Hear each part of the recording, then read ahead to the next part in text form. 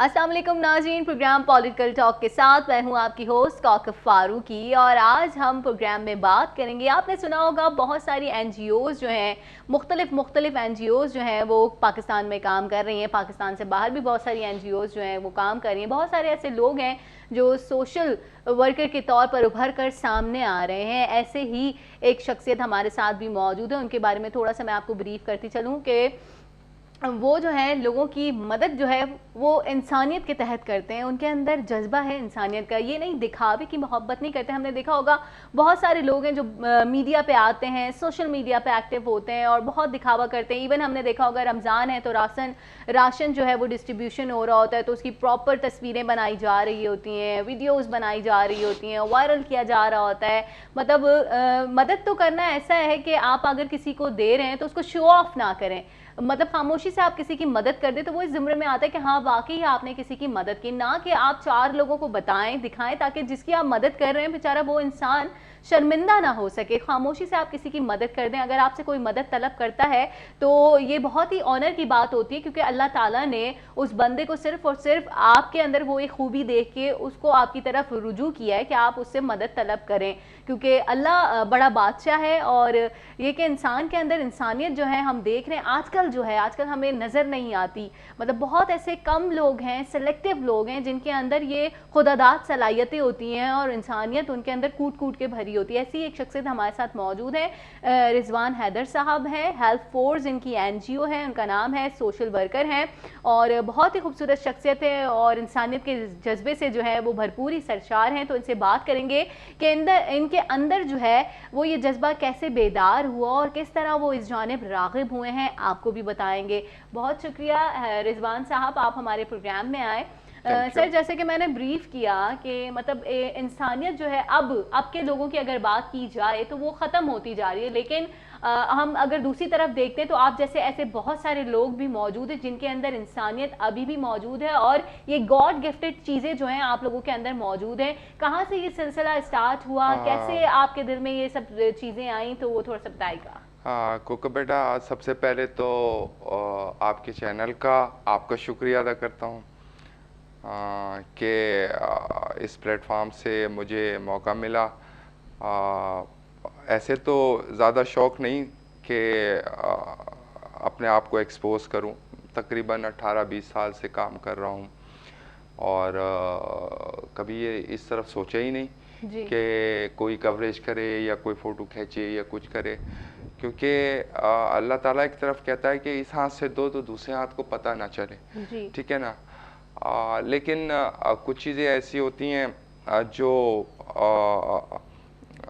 जाहिर है कि मैंने इवेंट किया तो लोग देख रहे हैं। अब मेरी मजबूरी है कि लोग देख रहे हैं, मैं उनको नहीं दिखा रहा, मैं इंसानियत की बुनियाद पे काम कर रहा हूँ। और मेरी फ़िलासफ़ी ये है कि आप ये ना देखें कि किस मज़हब से है, किस फ़िक़े से है, किस कौम से है।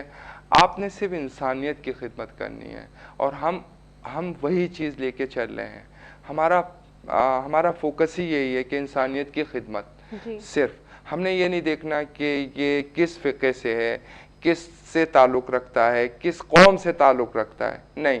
हमने ये देखना है कि ये मुस्तहिक़ है और हमने यही देखते हुए जो है वो अभी इवेंट्स किए थे और रमज़ानों में अपने बोर्ड को मैंने जो है वो सर्वे करवाया कि जो सबसे मुस्तहिक़ और गरीब तो नहीं कहूँगा, एक इंसल्टिंग वो है वर्ड है, मुस्तहिक़ ज़्यादा सही है कि मुस्तहिक़ लोग जो हैं अब वो सर्वे करो। कहाँ तो सरजानी से आगे थोड़ा सा अगर आप जाएं तो वहाँ पे मुझे बताया गया, मेरे बोर्ड ने, मैंने ख़ुद सर्वे किया, रात में भी किया, दिन में भी किया, और मैंने कहा बिल्कुल यहाँ पे होना चाहिए। और वहाँ पे मैंने और फिर मैंने ये भी किया कि यहाँ ये तलाश करो कि कौन मुस्तहिक़ ऐसा बच्चा है, यतीम भी हो या उसको जो है वो रोज़े भी रखता हो, 8 से 10 साल का बच्चा हो। और उसको हम रोज डेली हेल्थ फोर्स का मेहमान बनाएंगे फ्रॉम सहरी टू अफ्तार। हमने उसकी सहरी का इंतजाम किया, हमारे पास लिस्ट आ गई कि ये रिजवान भाई लड़के हैं, किसी का बाप नहीं है, किसी के साथ प्रॉब्लम है जी। और इनकी वालदा जो हैं वो कपड़े सी के गुजारा करती हैं, तो कहाँ से ये रोज़ा कुशाई इसकी कराएंगी। हमने कहा हेल्थ फोर्स कराएगा इनकी रोज़ा कुशाई, इसको कॉन्फिडेंस मिलेगा। और हमने सहरी से लेकर हमने सहरी पहुंचाई रात के 2 बजे हमारे वॉलंटियर्स ने। अच्छा। रात के 2 बजे सहरी पहुंचाई, नए कपड़े पहुंचाए कि बेटा ये आप, और साथ में सहरी का सामान पहुंचाया, खजला फेनी जो भी होता है, दूध वगैरह। और उसके बाद हम उसको आफ्तार में लेके आए। आजकल का माहौल ऐसा है, जाहिर है पता नहीं क्या समझे कि अगवा ना हो जाए मेरा बच्चा, ये वो हालात ऐसे हैं। तो उनके कोई कभी मामू आ रहे हैं, कभी वालिद या वालदा आ रहे हैं, तो उसका अलग से स्टेज बनाया गया, उसको फूल पहनाया गया, यानी ऑनर किया गया। एग्जैक्टली उसको ऑनर किया, उसको अपना मेहमान बनाया। हेल्थ फोर्स का उस पर लिखा जाता था, मैं बैनर्स पे लिखता था कि हेल्थ फोर्स का आज का मेहमान, मास्टर जो भी नाम उसका होता है, और एक गेस्ट को बुला लेता था। वो भी इसलिए कोकब के इसी बहाने शायद फाइनेंशियली थोड़ी सी उसकी मदद भी हो जाए। तो सर कभी आपने हुकूमती ओहदेदारान से, आपने जैसे कि बताया, रुजू भी किया, मुलाकातों का सिलसिला जारी रहता है, मतलब कभी इन्होंने सपोर्ट करने की कोशिश की इस नेक काम में? नहीं, ये काम ऐसा है कि बंदा खुद ही चाहता है। देखिए कोकब, एक चीज कहूँ कि ये चीज you can not this feeling, ये आप परचेज नहीं कर सकते ये फीलिंग कहीं से, ये तो गॉड गिफ्टेड होता है। हाँ, हर इंसान में होता है ये। मैं नहीं कहूँगा कि सिर्फ मुझ में है, आप में भी है। आप भी देखिए जिहाद कर रही हैं, बैठी हुई हैं यहाँ पे, सच बोलती हैं, पता नहीं कितने लोगों के थ्रेड से आती होंगी क्या, क्योंकि आपने सच बोलना है, आपने यहाँ बैठ के सच बोलना है, हमने बैठ के बाहर खाना खिलाना है। तो हर इंसान में फीलिंग्स होती हैं, लेकिन उसको सर्च करना पड़ता है, उसको खुद चाहिए कि वो सर्च करे। मेरे हिसाब से द बेस्ट वे कि एक किसी मुस्तहिक को खाना खिला दे, किसी बच्चे को कोई कपड़ा दिला दे, उसकी एजुकेशन के लिए उसको कुछ चंद किताबें दिला दे, सही है ना, उसकी एजुकेशन के लिए सरपरस्ती हासिल कर ले कि जी फीस मैं भरूंगा। और सर आप देखिएगा हमारे पाकिस्तान में इतनी गुर्बत है, आप चले जाएं छोटे छोटे इलाकों में, दही इलाकों में चले जाएं, सिंध की सूरत हाल देख लें, कहीं भी चले जाएं, सेहत का निज़ाम नहीं है, तालीम का निज़ाम नहीं, कुछ भी नहीं है। और ऐसे लोगों के, अभी रिसेंटली बारिशें हुई थी, उन्होंने तो तबाही मचा दी, बहुत तबाही मचाई है। मैं उस इलाके में गया हूँ, फोन आया मेरे पास उसी इलाके से, फिर मेरे पास एप्लीकेशंस आई कि मैंने कहा ठीक है, मंथली मैं इनको राशन पहुंचाऊंगा। और मैं तकरीबन कमर बराबर पानी में, इतने पानी में मैंने राशन पहुंचाया। एक जगह मैं नहीं जा सका और मुझे बहुत ही उस चीज़ का अफसोस हुआ, बहुत ज़्यादा मैं हर्ट हुआ कि मैं क्यों ना राशन पहुंचा। जब मैं इतनी दूर चला गया था, थोड़ा सा और आगे बढ़ जाता तो राशन सर पे पहुंचा। मैं कभी भी I don't feel myself that I am a chairman, I will not do this thing। नहीं, मैं एज ए वर्कर भी काम करता हूँ अपने वर्करों के साथ, ताकि उनको इंकरेजमेंट मिले। उन कहते हैं कि ये हमारा चेयरमैन हमारे साथ मिलके काम कर रहा है। हालत वहाँ की ये है कि आप, खैर वहाँ क्या, पूरे कराची कूड़े से भरा हुआ है। हमने अभी सफाई मुहिम का आगाज़ कर रहे हैं हम अगले 2 दिन के बाद। सही। अपने वॉलंटियर्स को हमने कहा है कि आप गवर्नमेंट की तरफ ना देखें, they will not do nothing. मैं किसी को क्रिटिसाइज नहीं करना चाहता, लेकिन फंड्स तो आए, कहाँ गए मुझे नहीं पता, आई डोंट नो। मैं इन्वॉल्व भी नहीं होना चाहता इन सब चीज़ों में, because I am not a political person. मैं तो एक NGO चला रहा हूँ। लेकिन सर कभी थोड़ा कोई पॉलिटिशियन, किसी ने तो बोला हो कि नहीं हम आज इफ्तार हमारी तरफ से है, या हम कुछ तहरीफ भिजवा देते हैं बच्चों के लिए, कुछ हमारे पॉलिटिशियंस नहीं, हमारे पॉलिटिशियंस नहीं, बल्कि जज्बा वतनी और जज्बा इंसानियत इतना कम क्यों है? बस ये भी हमारी बदकिस्मती है।